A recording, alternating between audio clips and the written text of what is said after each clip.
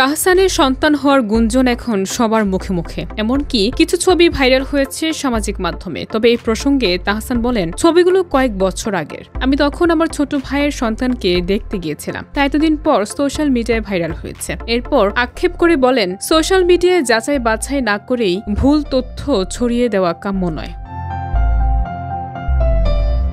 সামাজিক যোগাযোগ মাধ্যমে এক ফেক প্রোফাইল থেকে ভাইরাল হওয়া কয়েকটি ছবিতে দেখা যায় হালকা মেরুন রঙের পাঞ্জাবি পরা তাহসান হাসপাতালে দাঁড়িয়ে আছেন এবং একজন সদ্যজাত শিশুকে এগিয়ে দিচ্ছেন। ছবিগুলো মুহূর্তে নেটিজেনদের মধ্যে দ্বিতীয় সন্তানের বাবা হওয়ার গুঞ্জন ছড়িয়ে দেয়।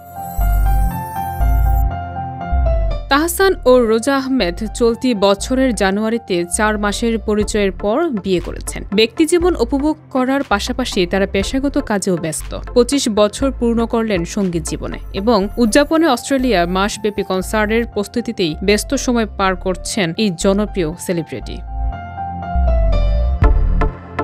অন্যদিকে ঘটনাটি সামাজিক যোগাযোগ মাধ্যমে নেটিজেনদের মধ্যে আলোচনার ঝড় তুললেও তাহসানের নিজস্ব ব্যাখ্যা এবং সত্য ঘটনা প্রকাশের পর গুঞ্জন মিথ্যা প্রমাণিত হয়েছে। ভক্তরা বুঝতে পেরেছেন এটি কোনো নতুন ঘটনা নয়, বরং পুরনো ছবি এবং ভুল তথ্যের ফল। তাহসান নিজে স্পষ্ট করেছেন, তার পরিবার ও সন্তান সংক্রান্ত বিষয়ে শুধুমাত্র যাচাই বাছাই করা তথ্যই গ্রহণযোগ্য।